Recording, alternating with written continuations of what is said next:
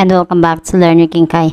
Ang ituturo ko sa inyo ngayon at ang pag-uusapan natin ay kung paano makikita yung ating WH dito sa ating YouTube channel or yung ating watch hour. So, meron tayong 2 steps na gagawin. Ayan, first steps ay from YouTube Studio apps and the second step is from Chrome. Okay, so first step, ang gagawin natin ay pupunta tayo ngayon sa ating YouTube Studio.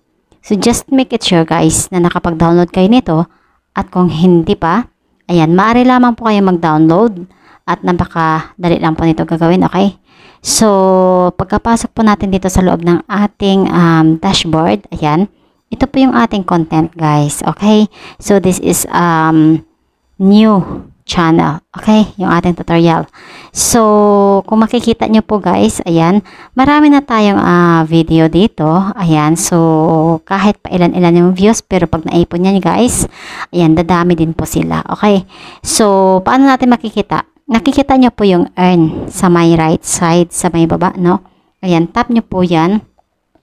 At pagkatapos po niyan, dito sa baba, scroll up lang kayo, no? Hanggang sa makikita nyo po dito yung reach requirements to apply. Okay.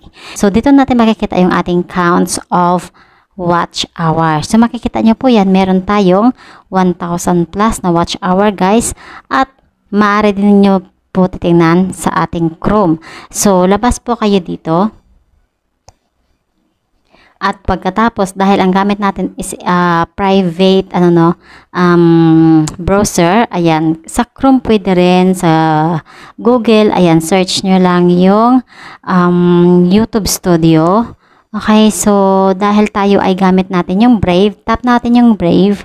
Dahil mas nabibilisan ako dito mag-browse, no? Okay, so pagkatapos, dito sa may search bar sa taas, type lang po natin yung YouTube Studio.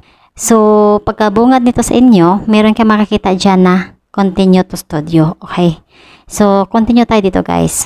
Huwag kayo dito sa may get the app kasi malilito or hindi nyo mapuntahan yung exact site. Okay. So, dito sa may get app naman, once na hindi kayo nakapag-download dito guys, ayan, mapupunta kayo sa may Play Store. Pero kung nakapag-download naman na kayo, huwag nyo tayong itap to dahil doon na tayo nanggaling kanina sa ating first topic. So, this is a second topic, no? So, tap natin yung continue to studio. At pagkatapos po, ayan, pagbungad dito sa atin, ito yung ating pinaka-dashboard ng ating channel. Okay? So, pagkapasok natin dito guys, meron kayo makikita dyan na inyong profile. So, pagkapasok po natin dito guys, meron kayo makikita dyan sa may left side na $sign. Okay, ito to sa may, maliit lang yan guys, maliit lang siya, no? And then pagkatapos dito sa may baba, sa may public watch hour, ito to. Public watch hour. So, yung long form video and short video, dito nyo po makikita ngayon sa may baba lamang.